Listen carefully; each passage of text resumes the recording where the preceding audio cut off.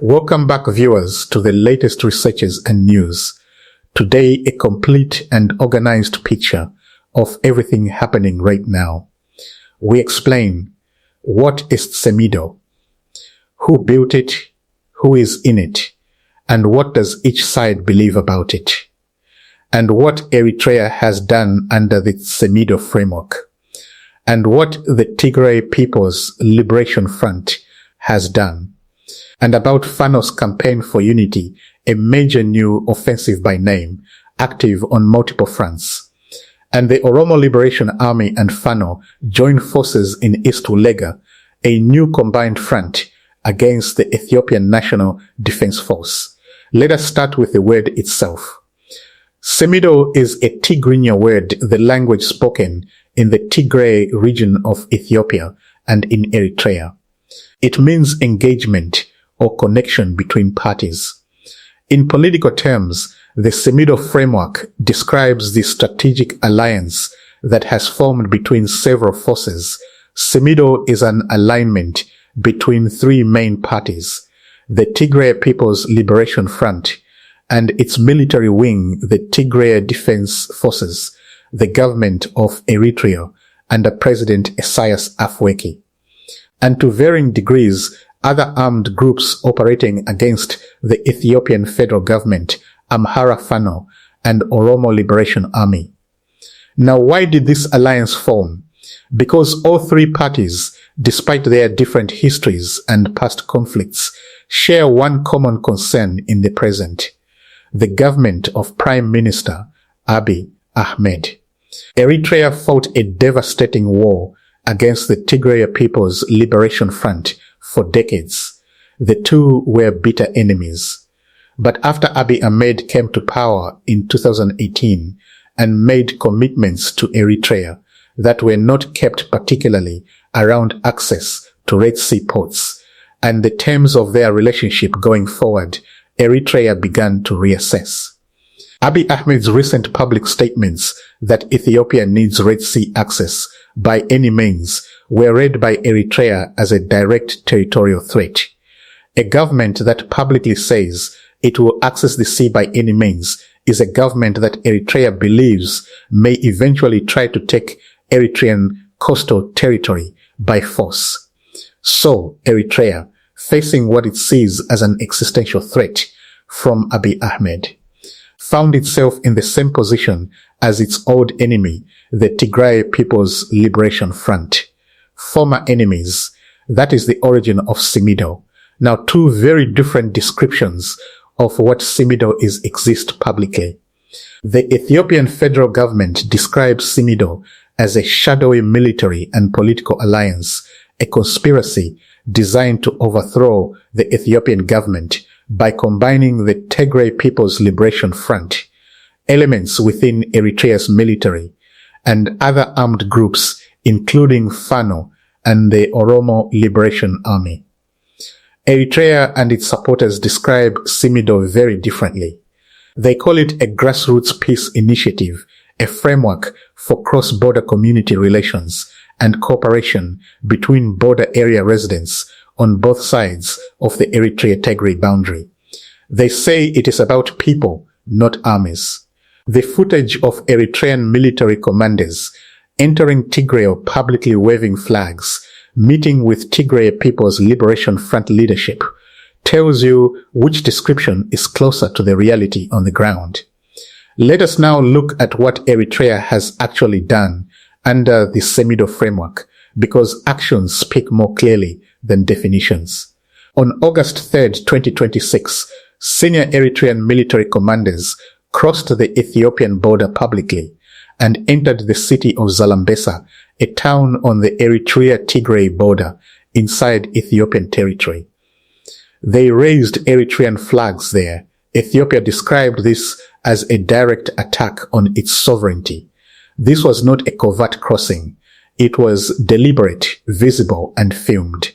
It was a statement delivered not through a press release, but through the physical presence of Eritrean military figures on Ethiopian soil with full public display. Beyond that one event, reports now confirm that Eritrea has begun sending tanks and heavy weaponry into the areas of northern Ethiopia and Tigray, where the Tigray People's Liberation Front has its strongest presence. This is not diplomatic support. This is the physical movement of military hardware across a border. Additionally, Tigray television has broadcast footage of Eritrean army generals and Tigray People's Liberation Front senior commanders meeting together for military coordination sessions. These are not community meetings between border residents. These are military planning meetings between the armed forces of two separate entities. And Eritrea has also begun construction of a new road running directly from the city of Adwa inside Tigray through to the Eritrean side of the border. A road that, once complete, would allow the rapid movement of personnel, equipment, and supplies between Eritrea and Tigray without dependence on any route the Ethiopian federal government controls. Taken together, the commanders who crossed the border, the tanks being moved in, the military coordination footage, and the road under construction, this is not a grassroots peace initiative. This is military integration between Eritrea and the Tigray Defense Forces under the Semido framework. Now the Tigray People's Liberation Front's side of the picture. Over the past several months, the Tigray People's Liberation Front has made a series of decisions that, taken together, represent the complete abandonment of the Pretoria Agreement, the peace deal signed in November 2022 that ended the Tigray War. The Tigray People's Liberation Front reinstated the regional parliament that had emerged from its 2020 elections, a parliament the Ethiopian federal government does not recognize. That parliament elected Debretsion Gebremichael as president of the Tigray regional government. The federal government does not recognize this government either. Two parallel administrations, neither accepting the other. The Tigray People's Liberation Front has also implemented compulsory military conscription across the Tigray region, requiring young men throughout the region to serve in the Tigray Defense Forces. This is not voluntary recruitment.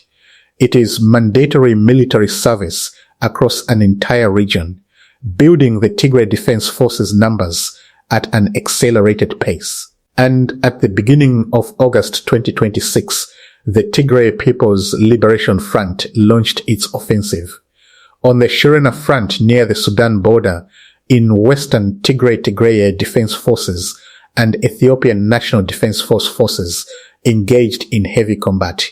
The fighting was intense. Both sides have made significant claims about the results, which we have covered in detail in previous videos. The Pretoria Agreement, which called for Tigray Defense Forces disarmament, the return of Western Tigray territory to Tigray administration, and a political reconciliation process has not been implemented by either side. War has begun, not as a future possibility, as a present reality. While the Tigray front has erupted, the Amhara front has also entered a new phase. The Amhara Fano National Movement has launched what it has officially named the Campaign for Unity, a coordinated major offensive across multiple districts simultaneously. This is significant because naming an offensive is itself a strategic act. It tells the world and the Ethiopian National Defense Force that this is not a collection of local skirmishes. It is a planned, named military campaign with a defined political objective. The campaign involves direct face-to-face fighting between Amhara Fano National Movement forces and Ethiopian National Defense Force units across multiple fronts in the Amhara region. Casualties on both sides have been reported. The Amhara Fano National Movement has been releasing detailed battle reports covering specific war raiders, divisions involved, and casualty figures demonstrating a level of organizational communication, and transparency that a militia simply putting out propaganda would not typically maintain. The Campaign for Unity name is also a political statement. It signals that Fano is not fighting for Amhara separatism. It is fighting for a different vision of a unified Ethiopia one without the current government.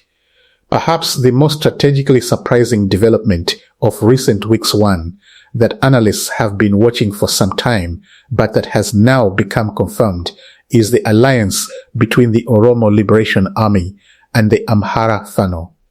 These two forces have historically been on opposite sides of ethnic and political divisions. The Oromo Liberation Army represents Oromo nationalist interests. Fano represents Amhara nationalist interests.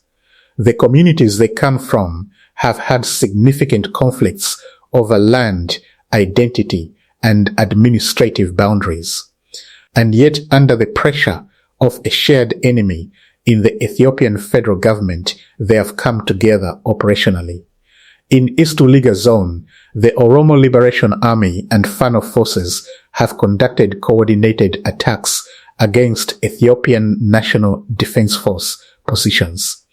A combined Front 2 forces with different identities and different home territories attacking the same enemy in the same zone simultaneously. The Oromo Liberation Army has also been expanding its operational goals beyond its core Oromia region. It is attempting to move from its strongholds in West Ulega and the forested areas toward the trade routes that connect with Sudan specifically to threaten the Ethiopian National Defense Forces supply lines in that area. Simultaneously, it is reinforcing its presence near West Guji and Bule Hora, activating existing networks in those areas to keep the federal army engaged on a southern front. And the Oromo Liberation Army's most psychologically significant stated objective, to begin making its presence felt in the central Oromia areas surrounding Addis Ababa.